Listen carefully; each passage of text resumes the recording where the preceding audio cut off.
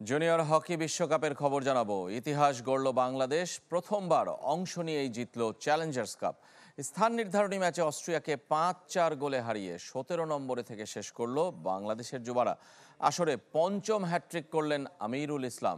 টুর্নামেন্টের সর্বোচ্চ গোলদাতাও এখন তিনি।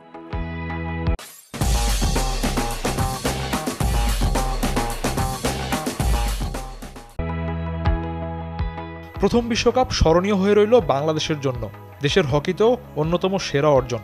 যুব বিশ্বকাপে চ্যালেঞ্জার্স ট্রফি জিতল লাল সবুজের যুবারা, উল্লাস তাই বাঁধনহারা। ২৪ দলের আসরে ১৭তে থামল বাংলাদেশ। চ্যালেঞ্জার্স ট্রফির ফাইনালে বাংলাদেশের চেয়ে র্যাঙ্কিংয়ে এগিয়ে ছিল অস্ট্রিয়া, কিন্তু টার্ফের পারফরমেন্সে দাপট বাংলাদেশ আর আমিরুলের। প্রথম কোয়ার্টারে দলকে এগিয়ে দেন আরও এক গোল করে। পরের দু কোয়ার্টারে ব্যবধান বাড়ান হুজাইফা ও রাকিবুল।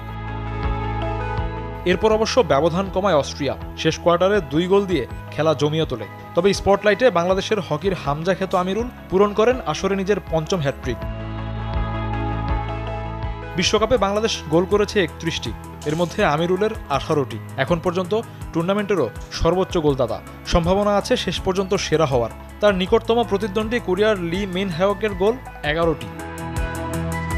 ৬ ম্যাচ খেলে ৩টিতে জিতেছে দল। ওমান, দক্ষিণ কোরিয়া ও অস্ট্রিয়ার বিপক্ষে চ্যালেঞ্জার্স ট্রফি পর্বে এসেছে ৩ জয়, বাকি ১ ড্র সেই কোরিয়ার সাথে গ্রুপ পর্বে। সফল মিশন শেষে এবার দেশে ফেরার পালা। কিন্তু ঘরোয়া হকির দুরবস্থা তরুণ আমিরুলদের তারকা বানানোর পথে ধরে রাখতে পারবে তো? শফিউদ্দিন শাওন, চ্যানেল 24।